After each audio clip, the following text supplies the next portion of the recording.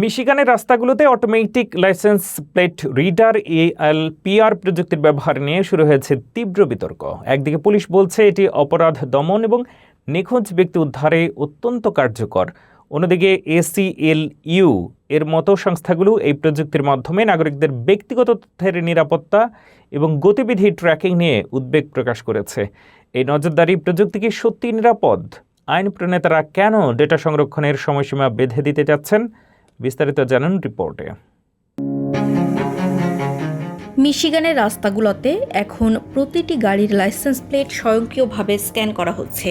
সাউথফিল্ড police সহ বেশ কয়েকটি শহর ফ্লক সেফটি নামক ক্যামেরা প্রযুক্তি ব্যবহার করছে। পুলিশের মতে এই ক্যামেরাগুলো খুনের মতো গুরুতর অপরাধ এবং নিখোঁজ ব্যক্তি উদ্ধারে অভাবনীয় সফলতা এনে দিয়েছে। তবে বিষয়টি নিয়ে জনমনে তৈরি হয়েছে তীব্র প্রতিক্রিয়া। ফেরেন্ডেলের মতো শহর গোপনীয়তার স্বার্থে এই প্রযুক্তির সাথে চুক্তি বাতিল করেছে।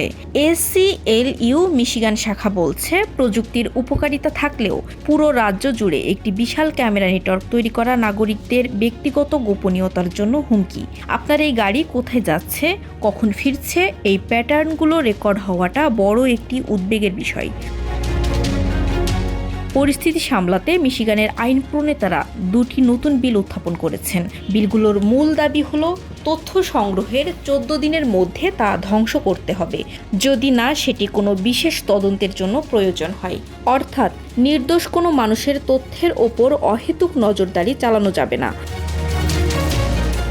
পুলিশ বলছে তারা ডেটা নিয়ন্ত্রণে সর্বোচ্চ সতর্ক এবং আইন প্রণেতাদের আলোচনার টেবিলে তারা স্বাগত জানান। এখন প্রশ্ন একটাই, প্রযুক্তি কি অপরাধ দমনে ব্যবহার হবে নাকি এটি হয়ে উঠবে একটি ডিজিটাল নজরদারির অস্ত্র? এই বিতর্ক কি আমাদের নিরাপত্তার নতুন মাত্রা যোগ করবে নাকি কেড়ে নেবে ব্যক্তিগত স্বাধীনতা?